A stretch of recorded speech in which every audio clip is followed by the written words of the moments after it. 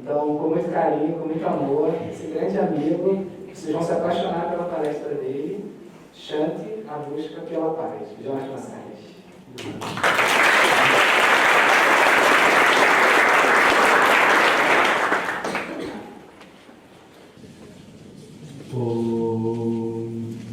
Sadashiva Samarambham Shankaracharya Madhyamam Asmadacharya Paryantam Vande Guru Paramparam Shri Jagan Mataram Devi Stitavi Parmakasam Hridaya Sagaratitam Gomati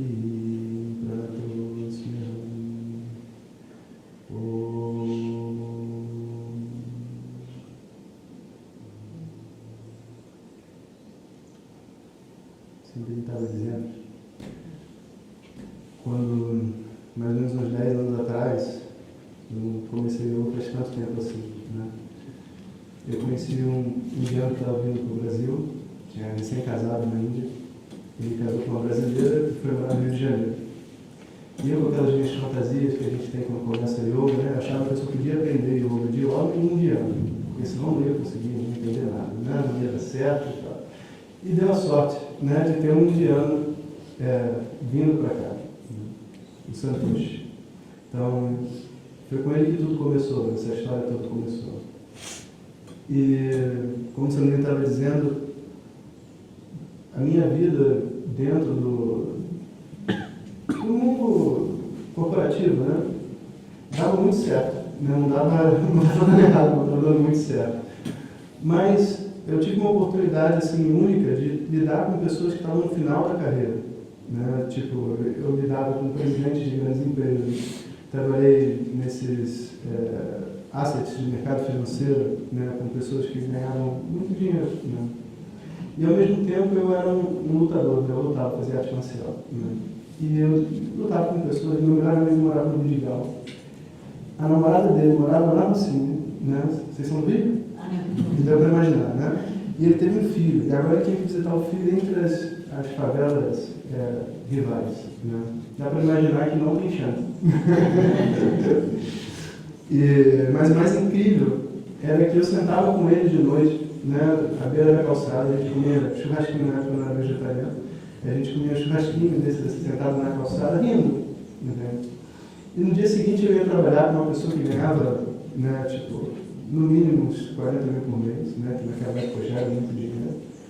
E o cara, cheio de depressão, infeliz, eu olhava aqui e aquilo fez um nó na minha cabeça, e aí isso não deu certo, como o senhor estava falando. Não deu certo porque eu falava assim, tem que ter alguma resposta a essa história toda, que não pode ser simplesmente seguir o caminho que essa pessoa está seguindo, porque eu não vejo nessa pessoa um espelho daquilo que eu gostaria de ser do ponto de vista mental, né? Assim, do ponto de vista físico, sem dúvida, porque o dinheiro e tudo isso traz um conforto, né? Mas eu não queria ser aquela pessoa que estava ali, né? E foi assim que eu fui atrás de uma resposta. Eu falei, bom, de repente o yoga pode me dar alguma resposta. E eu comecei a entrar em contato com essa tradição. Isso foi se transformando. Logo depois eu encontrei a Glória no Brasil e fui me aprofundando no estudo de Vedanta. E quando deu, há 4 anos atrás, mais ou menos, a minha vida já estava totalmente voltada para isso. Foi quando eu fui para o curso, para fazer esse curso que eu queria seguir o mesmo caminho que agora eu tinha feito e também a coisa tinha tomado uma proporção na minha vida que eu estava só estudando no Rio de Janeiro, então fazia mais sentido eu estudar na Índia. Então muitas pessoas perguntam, foi difícil para você ir para a Índia? Bom, foi, porque eu tive que deixar várias coisas aqui com a família, os amigos, a namorada e tudo mais, né? Mas por outro lado, isso era o que eu já estava fazendo aqui, então em termos de atividade não teve muita diferença, né? Mas a Índia apresenta vários desafios. E lá eu fiquei durante esses 4 anos, aprendendo não só Vedanta, né, que é toda essa parte filosófica, vamos dizer assim, do yoga, mas também me aprofundando em yoga, em mantras e todas essas disciplinas auxiliares. Né? Bom, e onde que a gente entra nessa história? Né? A gente entra da seguinte maneira. Quando a gente observa a forma como a tradição védica se propaga, né, na Índia, entre duas pessoas que nasceram lá dentro daquela tradição e etc., tem uma defasagem da maneira como a gente vê no Ocidente. E essa defasagem é muito importante da gente perceber, porque nela existe um segredo. Né? A gente escuta muitas vezes aqui, né, frases como assim: a gente deve praticar a não violência, né? A gente tem que ter shanti, a gente tem que estar em paz, a gente tem que estar... Mas essas frases, elas são inspiradoras.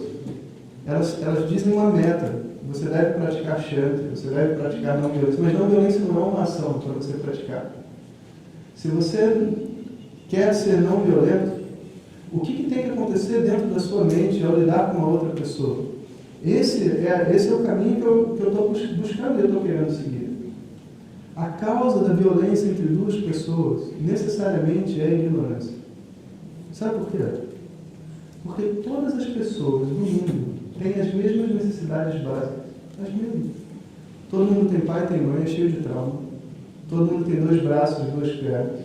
Mesmo quem faz yoga, ninguém chega na série 5, 6 da Shanda, né? De repente 1 ou 2. Né? Ninguém chega. Então todo mundo tem as mesmas frustrações. O que me diferencia da outra pessoa? Simplesmente a ignorância. E é uma ignorância que a gente aqui no Ocidente está sendo treinado em propagar. É uma ignorância na hora que a gente se comunica, né, e a gente se conecta com outra pessoa, onde a gente diz assim: eu não posso dizer o que eu penso, o que eu sinto, porque senão essa pessoa vai usar isso contra mim. Né? E a outra pessoa diz a mesma coisa. Né? Como que eu vou dizer aqui que eu estou pensando sobre ela? Eu não estou afim de ir na festa, imagina. Né? Eu não estou afim de ir na festa, mas eu não vou falar, porque senão ela vai ficar chateada. E você sabe o que acontece? Você nunca se sente entendido pela outra pessoa. Porque você não pode dizer o que você realmente pensa. Como é que você vai se sentir entendido? Né? E por outro lado, a outra pessoa que está ali, ela não está tentando, vamos imaginar se for uma festa, né? Ela não está tentando pressionar você para ir na festa de qualquer jeito. Ela gosta da sua companhia. E ela nunca vai imaginar que você não quer ir na festa. Então o que ela vai dizer? Esse cara não gosta de mim. Né? E assim as duas pessoas brigam. Com base em que é essa briga? Numa ignorância muito simples. Né? Não falta nenhuma peça no quebra-cabeça de um ser humano para ele ser completo e feliz. Não falta. Não tem nada de errado. A mente não está defeituosa. Enquanto o yoga e todas essas atividades tiverem como objetivo mudar a pessoa, para que aí sim você se encontre essa pessoa feliz que está dentro de você, esse caminho não pode dar certo. Sabe por quê? Vocês conhecem a piada do mineiro? Tem mineiro aqui? Tem. Então, olha só, vocês vão gostar, tá? Porque, olha só, todas essas atividades dentro do yoga que promovem o bem-estar mental e emocional são muito importantes. Mas a gente não pode esquecer da piada do mineiro. A piada do mineiro diz o seguinte: o mineiro estava andando, né? E estava ali na estrada. Em Minas tem muita ladeira, né? Sobe e desce e tal. Lá pela frente ele vê um brilhozinho assim, ele abre, cava e acha que é uma lâmpada.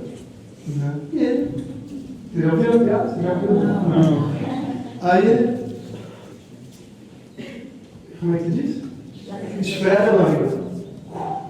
Eu sou o gênio da lâmpada. Te dou 3 desejos. A menina ficou olhando assim. Aí, 3 desejos? 3 desejos. Pode escolher o que você quiser. Eu quero queijo. Queijo enorme. Canastra. Canastra de série especial. Gigante assim. Sabe? Você pode botar ao ar livre, tanto faz no lugar, ele não vai estragar.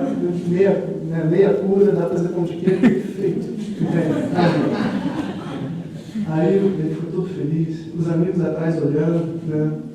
Aí o gênio fala, né? O gênio já te... Qual é o seu próximo pedido? Podia pedir qualquer coisa, uma fazenda. Não. Ok. Qual é o seu próximo desejo? Aí ele fala assim, olha, seu gênio, meu próximo desejo, eu quero outro queijo. Queijo enorme, amarelo, assim, igual o outro, exatamente igual. Não dá para uma pessoa comer. Em uma vida eu acho que não dá para comer. Ok. O gênio já, tipo, ok, qual é o seu último desejo? Vai, vamos embora que eu tenho mais o que fazer. Né? Aí o mineiro olha para os amigos e fala assim, seu gênio, eu quero uma mulher loira bonita, muito bonita, tô apaixonado por mim. Aí vem aquela mulher linda, né, apaixonada por ele. Aí o gênio fala, o que é isso? Né? Como é que alguém pede 2 queijos e uma mulher? Isso não faz sentido. Né? Aí o gênio fala assim, olha, tudo bem, eu estou indo embora, mas me explica. Por que você pediu 2 queijos e uma mulher bonita? Né? Aí ele falou, esse gênio sabe o que é? Eu fiquei sem graça e pedi outro queijo.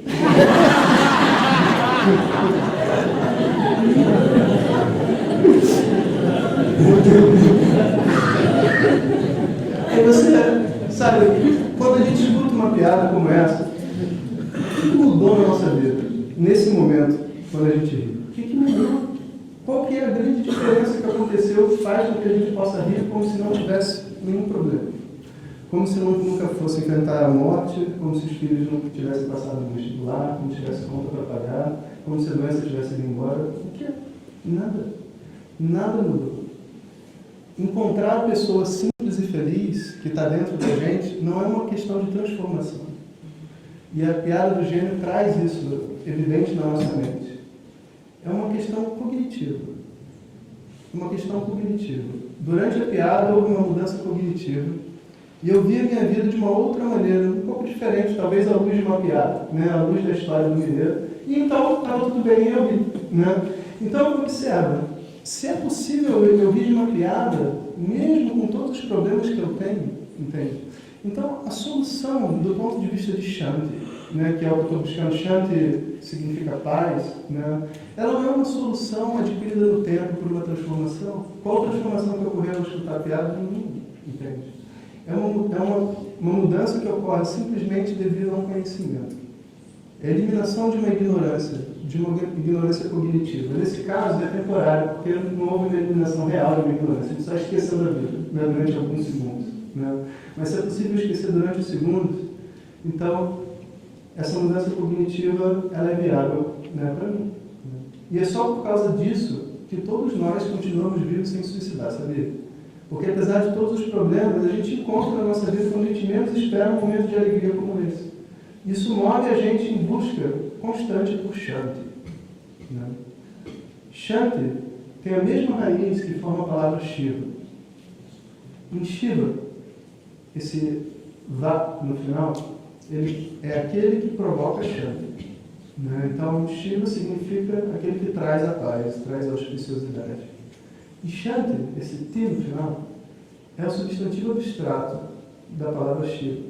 Então, Shanti significa a paz, a tranquilidade. Né? E que é o que a gente busca, isso é evidente. Mas como então eu vou chegar até lá? Né? Então, a tradição védica, ela propõe um esquema. Né? Um esquema que inclui um professor, um aluno, inclui um conjunto de práticas físicas, energéticas e tudo mais, que ajuda a gente, como pessoa, a se livrar desses vícios comportamentais, desses vícios emocionais que estão dentro da gente, para preparar a mente para que ela possa realizar essa mudança cognitiva.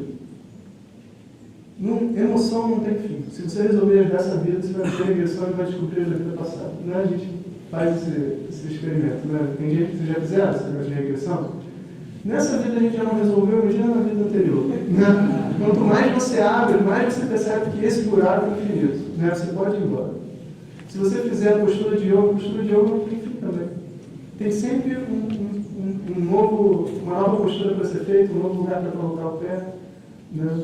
Em termos de exercício também, nosso corpo vai, fisiologicamente vai, daqui a pouco a gente está fazendo maratonas e tudo mais. Né? Em todos os aspectos que compõem esse corpo vivente, a busca evolutiva ela é sem fim. Mas, por detrás dessa busca, os mestres colocaram essa semente que faz com que você possa realizar uma mudança cognitiva. Então, qual que é a mensagem? A mensagem é, não tira o yoga de dentro da sua tradição. Porque o objetivo do yoga não é botar o pé atrás da cabeça. O objetivo do yoga é encontrar Shanti. Se eu vou para a aula de yoga e falo assim, né, eu fazia isso, por isso que eu posso fazer piada.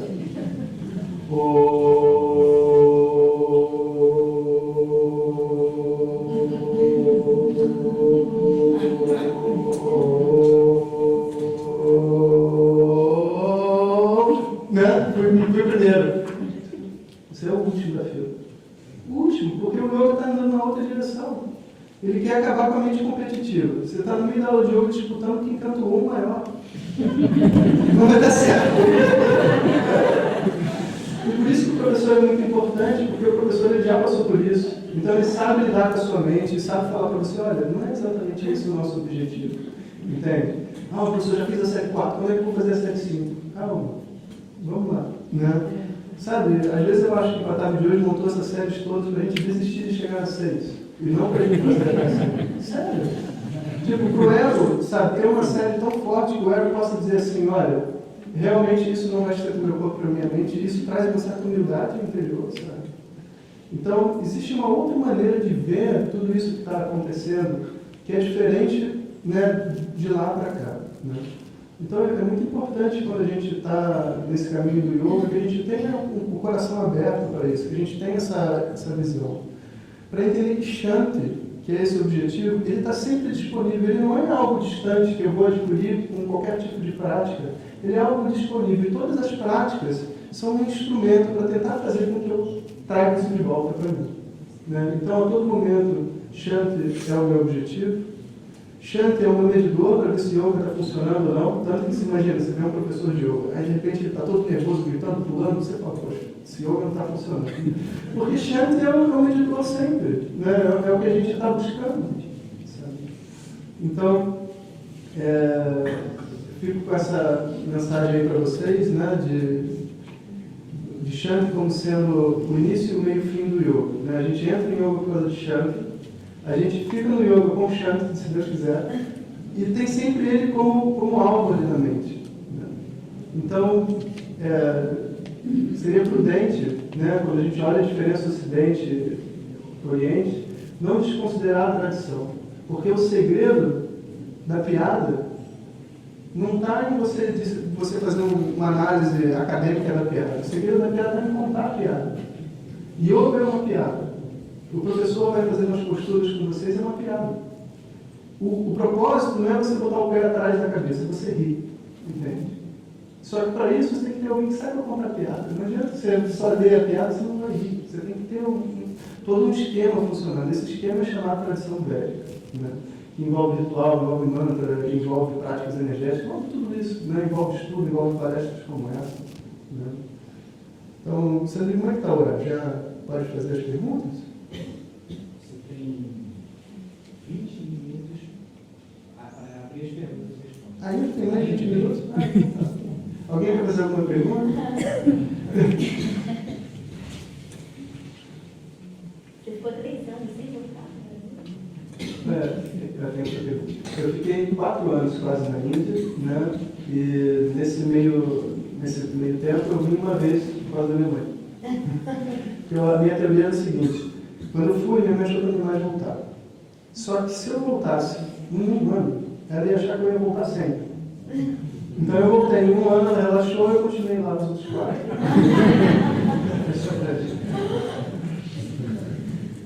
Pois não. A simpatia é contagiante, né?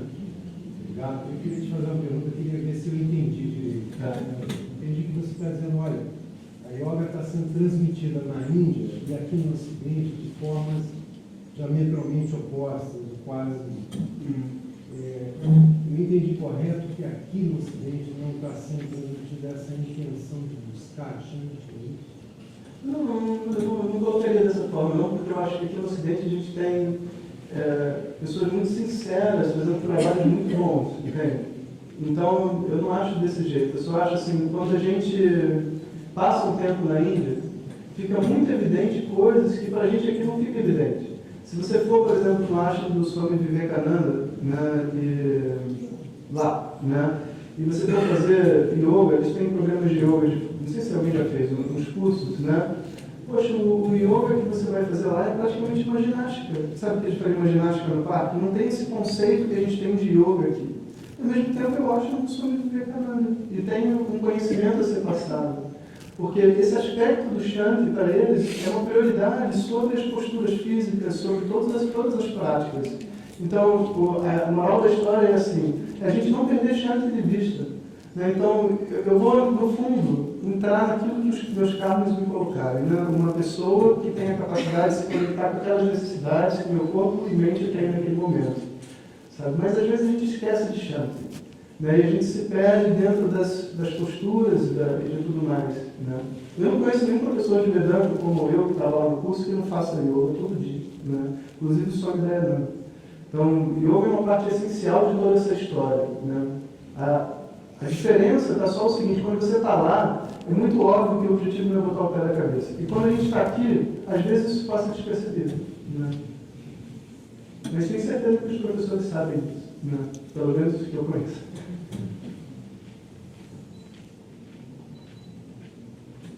Obrigado. Né? Pois não. Então, quer dizer que a prática, ela seria uma ferramenta para você lembrar sempre isso. Você é sempre isso. Né? Você não é as outras coisas, você não é a prática. Né? Seria isso? Você é sempre Shanti, você é sempre consciência. Esse é o objetivo. Né? A gente quer chegar quer estar apontando sempre nessa direção. Então, a prática, ela vai resgatar a nossa mente do samsara. Né? Então, a gente, quando chega para uma prática de yoga, muitas vezes a gente consegue nem sentar 5 minutos na nossa própria cama de olho fechado. Né? Essa é a nossa experiência. Fecha o olho e fica nervoso. Né? Como que pode? Imagina, se eu, em casa, antes de sair para o trabalho, fecho o olho e fico nervoso, esse trabalho não tem como dar certo. Porque eu sozinho já estou nervoso. Né? Eu vou para o trabalho, a única coisa que pode adicionar a mim são distrações para que eu possa rir das piadas. Né? Então, o yoga, ele funciona meio como que uma entrada dentro da tradição, preparando uma pessoa para um encontro interior. Sabe? E tem várias pessoas que fazem um trabalho completo, vão desde as asanas até uma explicação de Shanti e de realidade que não tem mais nada a ver com asanas no final da história. Né? Mas as asanas trazem um certo equilíbrio para o corpo físico, né? Trazem saúde, então elas são sempre desejáveis. É como se a gente estivesse cuidando do nosso carro. Esse é o nosso carro. Né? Daqui a pouco a gente vai deixar, em não muito tempo, 20, 30 anos, a gente já joga esse carro fora. Então, nesse meio do caminho, a gente quer que ele esteja bem, né? Para a gente poder ir para os lugares e voltar. Então, as asanas têm um papel muito importante dentro desse esquema. Tinha um professor na Índia chamado Swami Tatovedananda. Você conheceu o Paulo? Tatovedananda? O Swami Tatovedananda, ele tinha os dois lados. Ele era um mestre de Kundalini e de... Qual era o nome dele? Ele fazia ele tinha uma linha de yoga muito interessante. E ele era mestre disso. O pai dele era professor de Vedanta, ele estudou tudo com o pai, depois virou discípulo do Swami Dayananda e hoje ainda é um professor de Vedanta e tudo mais, meditação e tal. Ele é muito bom. Né? E eu estava no curso, eu lembro falando para ele assim: poxa, eu vou pedir umas dicas de umas asanas, o que eu posso fazer para melhorar? Né? Aí ele chegou para mim e eu falei assim: Swami Dayananda, eu estou no curso, tá? Eu queria fazer umas asanas no meu quarto, eu já estou fazendo algumas coisas que eu sempre fiz, aprendi com os meus professores. O que você sugere? Só para eu ver o que você sugere. Ele falou: boy, meu filho é muito velho. Ele virou: boy, presta atenção, você vai abandonar esse corpo em pouco tempo. Faz só Surya Namaskar e segue em frente.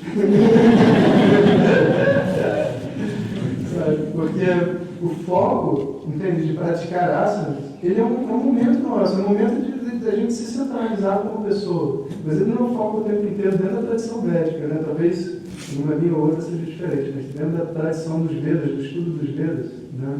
Mesmo o Yoga Sutra, se a gente for ver, só tem uma postura, né? Que fala de asana, e ainda diz que asana tem que ser confortável. Mas tem uma outra coisa, sabe, interessante sobre as asanas, que tem um aspecto que é, pelo menos essa tem sido a minha experiência, a condição nossa emocional, ele envolvesse 3 movimentos, né? Independente dos chakras e tudo mais, que isso não é o meu assunto agora, mas existem 3 movimentos. Um movimento se chama o reconhecimento emocional, que é uma etapa importante. Né? Então, às vezes a gente pergunta assim: o que você está sentindo? E a gente diz: eu não sei. Né? Assim, eu sei que eu estou desconfortável, não estou me sentindo bem, mas o que eu estou sentindo eu mesmo não consigo identificar. Então, existe uma etapa, né, dentro desse processo de se conhecer, né? Onde a gente está lidando com a mente e as nossas emoções, e a gente está tentando entender o que se passa ali dentro. Essa etapa se chama reconhecimento, sei lá, entre aspas, né? Pode dar qualquer nome, mas a primeira etapa se chama reconhecimento emocional. Quando eu reconheço uma emoção, eu não estou necessariamente livre dela, né? Porque a emoção é uma energia contida dentro de mim, né? Vamos supor, eu estou com raiva, então eu sei, eu estou morrendo de raiva dessa pessoa. Fato, não interessa se eu sou professor de yoga, se eu não sou, raiva é raiva, eu estou sentindo raiva, acabou, eu reconheço minha emoção. Próxima etapa, né? Eu preciso agir, porque essa energia dentro de mim, ela vai ficar ali sempre, ela não vai embora. Tanto que toda vez que eu repenso na pessoa, me dá raiva de novo. Então existe uma ação, né? Essa ação associada à emoção, algumas pessoas chamam de descarregamento emocional, um descarrego mesmo, né? Então você vai dar o soco na almofada, aí você meio que dá uma aliviada. E por mais que você continue sentindo a raiva, você não tem mais aquela energia por detrás dela que faz com que você age de uma maneira despropositada. Então isso muitas vezes o tempo dá. O tempo dá isso, né? Você tem uma situação, você está muito chateado com a situação, passa um tempo, né? E você continua estando chateado, mas não reage mais da mesma forma, né? E nessas duas etapas, né, o yoga é fundamental. Porque associado ao movimento do corpo, a gente tem diversas emoções, né? Se você vê uma pessoa, por exemplo, que tem uma tendência a ser mais depressiva, ela tende a ser mais fechada desse jeito, né? E o corpo está respondendo à mente, e portanto a mente também responde ao corpo, e a respiração e tudo mais. Então a prática de yoga tem um segredo ali por detrás, além da coisa física, né? Que é como você desbloqueia esses canais todos que estão ali dentro da personalidade, né? Então, através dessas posturas e da relação realmente professor-aluno, essa coisa vai acontecendo, né? Existe uma terceira e última etapa também, que é uma etapa cognitiva. Entende? A etapa cognitiva só pode ocorrer se as outras duas já ocorreram. Que é entender que toda emoção, ela tem como base Shanti. Ou seja, eu não tenho como sentir raiva de ninguém sem amar essa pessoa. E esse é um desafio intelectual muito grande. Porque na hora que eu disser isso, tudo que está preso dentro de mim entra em colapso. Né? Como assim você está dizendo que eu amo que não tem nada? Pois é. Não, porque para você sentir raiva de alguém, você tem que ter uma conexão com essa pessoa. E essa conexão tem que estar sendo frustrada por algum evento, por alguma situação, que é, na verdade, o foco da sua raiva, e não a pessoa. Não é verdade. Eu sinto raiva do fulano. Por que você sente raiva dele? Só faz mais uma pergunta. Por que você sente raiva dele? Eu sinto raiva dele porque ele falou que eu sou idiota. Na frente de todo mundo. Se ele falasse que você era um cara super legal na frente de todo mundo, você ia sentir raiva dele? Não, claro que não. Aí eu ia achar ele um cara legal. Então você tem raiva do quê? Dele ou do que ele falou? Como assim? Não, sério. Se você tem raiva do quê? De ser chamado de idiota? Ou você tem raiva dele? Né? Eu nunca parei para pensar nisso, mas realmente, se ele não tivesse me chamado de idiota, eu não ia ter raiva dele. Então, a minha raiva, cognitivamente, sai da pessoa e vai assim, eu não gosto de ser chamado de idiota, por isso que eu estou com raiva. Isso é uma mudança cognitiva, não é uma mudança emocional, é uma mudança cognitiva. E você pode ir indo e falar assim, tá, por que você tem tanto problema de te chamar de idiota? Né? Qual o problema de alguém te chamar de idiota? Ninguém quer ser chamado de idiota. Tá, tudo bem, mas assim, nem todo mundo que é chamado de idiota fica nervoso, certo? Às vezes um ri, o outro fala, pô, que palhaço, devolve o negócio. O outro entra em depressão. Né? A resposta emocional de cada pessoa é diferente. Por que te dá raiva de ser chamado de idiota? Porque talvez. Porque talvez você se sinta idiota. Entende? De alguma maneira na sua vida. E quando a pessoa fala isso reforça algo que já está ali dentro de você. Entende? Você se identifica com o xingamento do cara, né? Nem quando os três amigos estão andando, alguém gritando, você não é. Aí meu cara me fala, tá te chamando de mané? Menino, então tá te chamando, você virou. E a gente vai ver que no final das contas, toda base que tira a Shanti do lugar sempre depende de uma ignorância. Uma ignorância a respeito de mim mesmo, que faz com que a opinião do mundo seja muito importante. Entende? Eu preciso que as pessoas gostem de mim, eu preciso que as pessoas me elogiem, eu preciso que as pessoas me reconheçam. E essa necessidade só revela que eu, por mim mesmo, não tenho uma opinião formada sobre mim, que eu esteja satisfeito. Então eu preciso que a outra pessoa diga algo para mim que fala, ah, então tá, né? Então tá tudo bem. Né? Então, aos poucos, esse trabalho ele se torna completo quando eu realizo o meu reconhecimento, o meu descarregamento emocional e ao mesmo tempo a minha mudança cognitiva, para que eu não fique preso ali naquelas histórias de 1900 e não sei quando. Entende? É muito triste, né? Você vê o que acontece. Né? Eu vejo vários amigos, a gente às vezes fala assim, poxa, como é que é? Lembra que fulano de tal fez aquilo para mim, não sei, eu faço 10 anos, sabe? A coisa ainda está ali presente, né? Por que a mente não deixa isso? Ainda em relação a esse exemplo que você citou, em relação a esse exemplo que você colocou, né? Tá. Time e tal. Eu queria que você colocasse um pouco como é que você entende situações em que, por exemplo, a pessoa às vezes fala uma coisa ruim, mas você não sente aquilo. Por exemplo, sei lá, tem experiências que você fala, você é idiota, isso aqui, você olha e fala, pá, legal. Consegue sentir, sabe, a coisa da empatia? Uhum. E enquanto que pessoas podem falar coisas boas ou exercer papéis positivos de alguma maneira, você não sentir essa empatia com a pessoa. Então, como é que você acessa esse eu, né, esse Atman, essa coisa?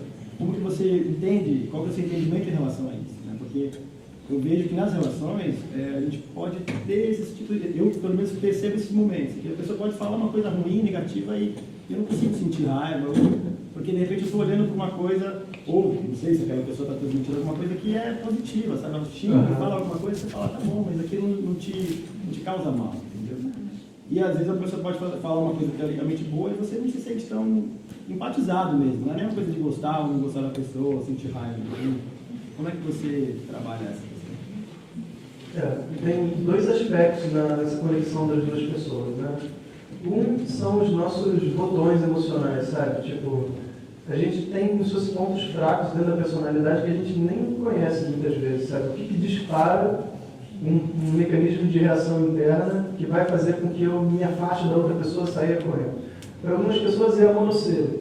Né? Quando eu era pequeno, tinha uma pessoa com monocelha que me tratava mal. Hoje, quando eu vejo alguém com monocelha, eu não sei porquê, mas me dá uma coisa dentro, não é um exemplo não, tá? Me dá uma coisa dentro e eu falo, poxa, nunca. Né? Então tem um lado assim, então você vai ver, por exemplo, mesmo lá no Ashton, você passa 3 anos em Xanthi. Minha mãe foi me visitar, em 3 semanas ela me tirou do sério. Minha mãe, não tem jeito, minha mãe, sabe? Isso até mostra, sabe, que o fim da história não pertence a um laboratório, sabe? Não pertence a uma caverna, sabe? É tão importante esses relacionamentos todos, porque, pessoal, se em 3 semanas ela consegue te tirar do sério, né? Significa que, né, tem algo ali para ser aprendido e um caminho a ser seguido. Né? Então, uma coisa é essa conexão que existe entre as duas pessoas, já de cara, entende?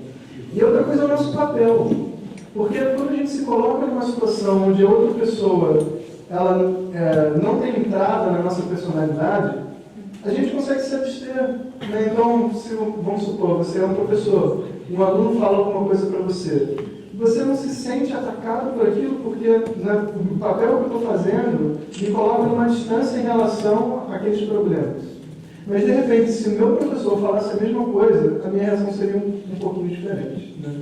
Então, a combinação dessas duas coisas, né, os meus problemas que eu trago comigo na minha vida, esses meus botões, os papéis que eu faço determinam se eu vou me conectar ou não com aquela pessoa e se aquilo vai me afetar ou não. Né? Até que essa visão sobre mim mude. Quando a visão que eu tenho sobre mim mesmo está estabelecida, aí a história é um pouco diferente. Porque eu não estou mais na dependência da outra pessoa para fazer uma visão sobre mim mesmo. Né? Você sai desse jogo. Né? Pelo que o senhor está falando, nós conseguimos fazer de uma maneira tal que a pessoa só é ofendida quando a gente permite que a outra pessoa nos ofenda. Acho que isso aí é possível isso. A outra pessoa só vai me ofender se eu deixar ela me ofender. Senão ela não ofende. Mas aí entra um outro fator também. Como lidar nós temos, porque quando a gente usa esse estratagema de não deixar outra pessoa nos ofender, abre um campo um pouco de vaidade para nós, de superioridade. Como lidar com isso? É muito difícil, porque quando a gente se coloca numa posição superior ao outro, para que o outro não entre dentro da gente acaba criando uma divisão, né? Então, eu gosto da seguinte abordagem: você se coloca vulnerável. Entende? Quando uma pessoa chegar para você e disser assim, você, sei lá, tem algum problema, né? Em vez de a gente se colocar numa posição onde aquela pessoa não tem condição de me avaliar, eu me coloco totalmente vulnerável e falo, ok, eu devo estar fazendo alguma coisa que deve estar chateando essa pessoa, de alguma maneira, entende? Essa abertura lida com esse problema da vaidade, porque eu não me coloco como superior para não ser afetado. Eu me coloco com o meu amor incondicional por ela, que diz assim, olha, eu não queria estar te machucando, entende? O que eu estou fazendo que está provocando isso em você, né? Então existe meio que existem dois caminhos para você não ficar vulnerável, né? Não ficar afetado. E a indiferença também entra aí nesse jogo, né? A indiferença indiferença também. Então a gente quer evitar superioridades e indiferenças e quer ter uma postura com a outra pessoa onde não existe diferença nenhuma entre eu e você, e nesse caminho, né, você não me afeta, porque existe um amor incondicional entre nós dois. É tipo quando você tem, imagina, dois sócios de uma empresa que são muito amigos, de muito tempo. Não importa o que um falar para o outro não vai ter aquilo como uma crítica. Eles são um. Então ele vai ouvir o que o outro está dizendo e falar, bom, acho que tem razão, cara. Você acha que eu errei mesmo? Entende? Porque não existe o olhar da outra pessoa como algo que te condena e te diminui quando você está junto dela. É como se ela pensasse junto com você. Então esse é o melhor caminho para não ter esse problema. Seria também, como ele falou, essa questão da vulnerabilidade, de você estando mais consciente, né, dessa questão de não se identificar com o que a pessoa diz, né? Seja ofensa ou seja elogio. Né? Porque aí você se desfaz porque se elogio, meu ego cresce e eu me identifico e fico, né, egocêntrico, eu sou maravilhoso, se é o que não é, mas eu também me identifico, né, a autoestima também vai para baixo. Quer dizer, quando a gente supera essa ignorância, eu sou igual a ele, nós somos iguais, nós somos sempre chance, sempre paz. Né? Então, se eu não me identifico com isso, né, ele está sempre bem, eu estou sempre bem. Então, a gente pode se relacionar, né, na hora que briga, mas depois que já passou, e continua seguindo em frente. Né? Ou seja, quando a gente supera, a gente acaba. Porque se você falar a ignorância, quando a ignorância se dissipa, eu não tenho mais motivo para me ofender, nem para me vangloriar. Né?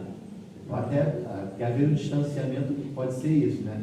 Eu me distanciando me boto numa posição superior. Mas não seria isso, não é colocar na posição superior, seria perceber que eu não sou o que essa pessoa está dizendo. Eu sou pai. No caso seria, vamos dizer, seria superada pela compreensão. Seria o conhecimento, mas o conhecimento com a compreensão do. Eu vou dar um exemplo bem evidente, que eu acho que vai fechar. Como é que está o lugar? Vai fechar? Posso dar um exemplo para fechar? Ok. Pode demorar para fechar assim, 1 minuto. Tá bom. Então o exemplo é o seguinte. Tá bom, vamos fazer um caso para parte. Então, observa só. 2 pessoas, ok? Vão numa festa. São duas amigas, vamos fazer com uma mulher. 2 amigas de muito tempo. Aí, elas roubaram a garrafa de vinho do tio, entende? Quando eram pequenas. E uma fala abertamente na mesa, você lembra que a gente roubou a garrafa do tio? A outra se sente traída. Foi uma sacanagem isso. Porque eles guardaram o segredo há 20 anos. Entende? Há 20 anos guardaram esse segredo. E esse tio se dava bem com aquela que contou o segredo, mas não se dava bem com a outra que foi revelada. E o tio já é mais velho, sabe? Ela sentiu uma raiva mortal. E falou assim, olha, sabe, agora que eu nunca mais vou falar com esse cara mesmo. Eu já não conseguia falar, agora que ele sabe que eu roubei a garrafa de mim, que ele sempre falou, até a garrafa sumiu, e não sei o que, ninguém sabia onde a garrafa de parar. Né? Aí, ok. Ela fica possessa de raiva, sabe? Se liga, ai tá, não devia ter feito isso, eu sabia, não vale nada. Minha vida toda foi esse negócio, é falsa. E não sei onde, aí liga para não sei quantas amigas falando toda a história, ninguém aguenta mais, sabe? Aí, no dia seguinte, então, elas vão se encontrar e elas vão ter que ter uma conversa. Opção A. Tudo bem? Tudo bem. Você quer um copo d'água?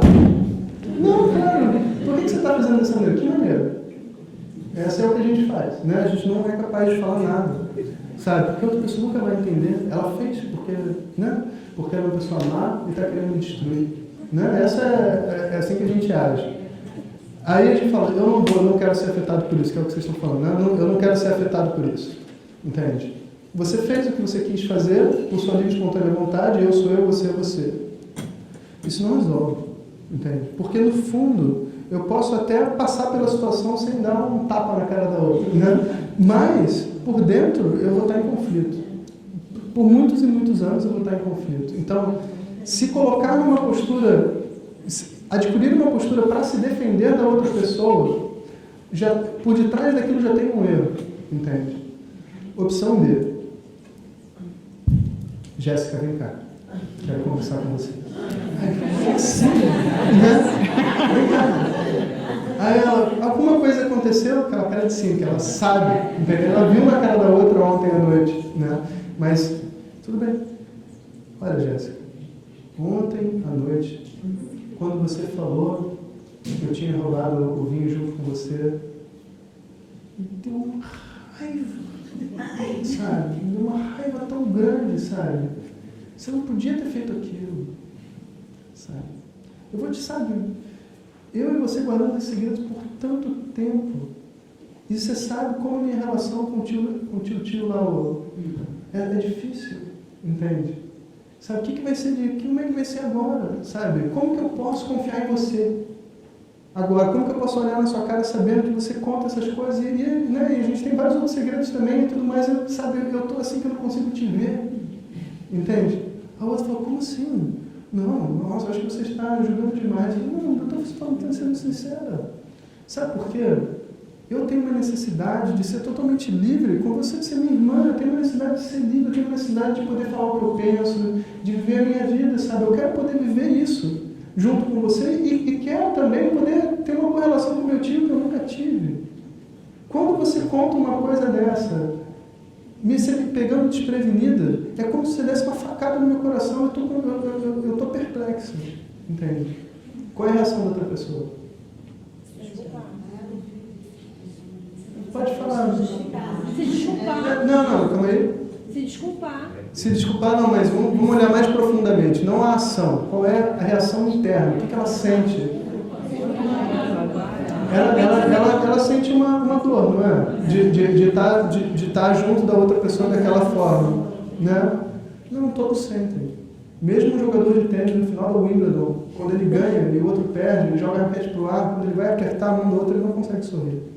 Porque quando você vê uma outra pessoa em sofrimento, você não consegue sorrir. Se uma pessoa é sincera para você e fala que ela está sofrendo... Psicopata.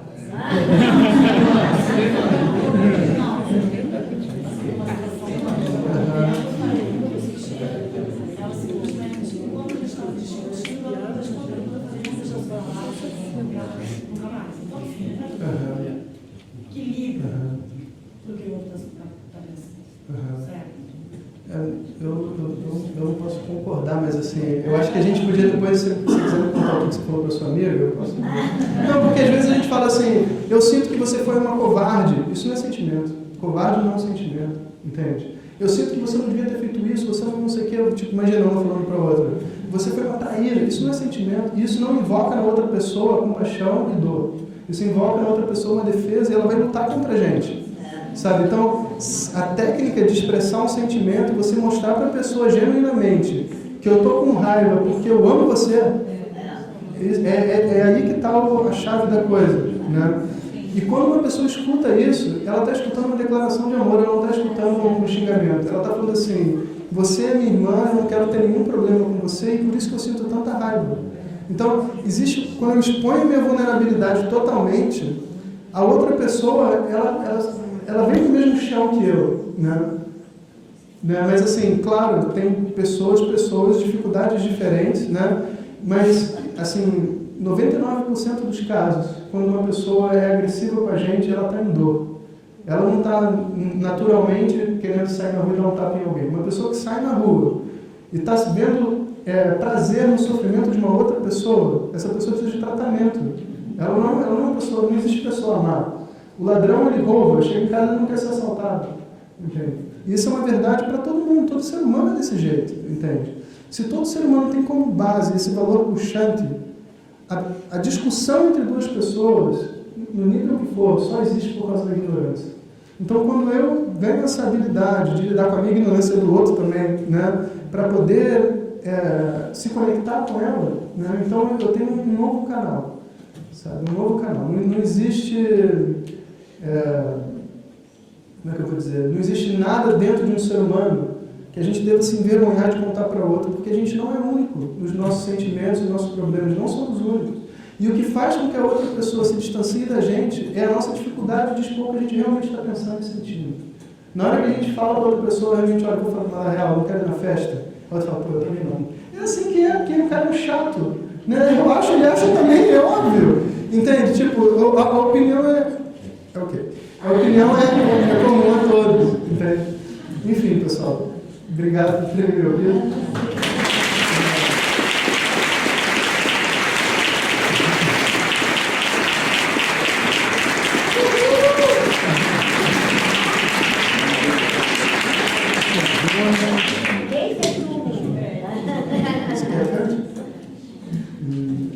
Estou pedindo para o Jorge cantar porque ele canta super bem, eu adoro.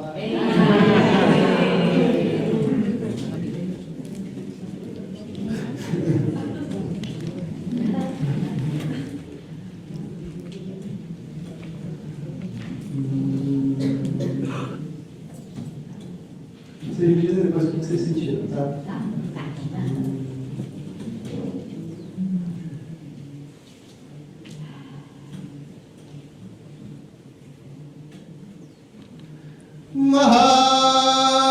Mahalinga Vibho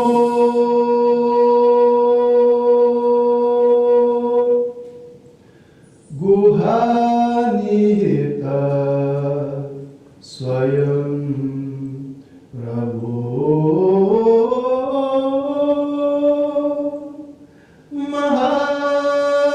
Mahalinga Vibho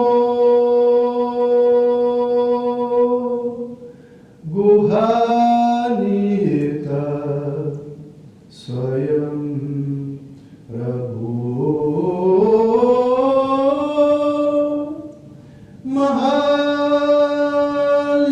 Mahalinga Vibho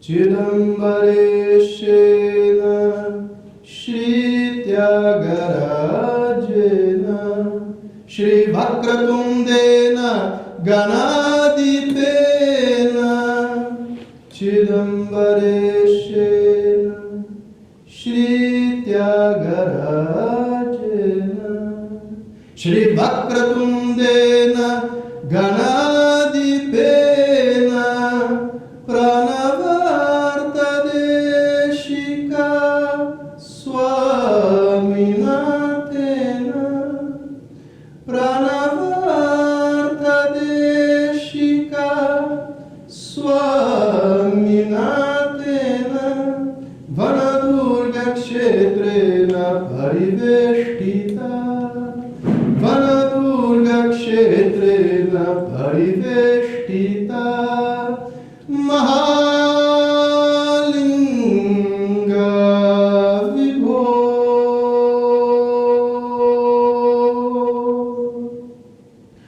Panchamahabhuta Bhuvanatrayadhisha Pancharathamandita Panchamahakshetresha Panchamahabhuta Bhuvanatrayadhisha Pancharathamandita Panchamahakshetresha Brihadamba Hridayesha Palaya Janam Palaya Palaya Brihadamba Hridayesha Palaya Janam Palaya Palaya Bandhan Mochaya Mochaya Mochaya Dharman Stapaya Stapaya Stapaya Mahalinga Vibho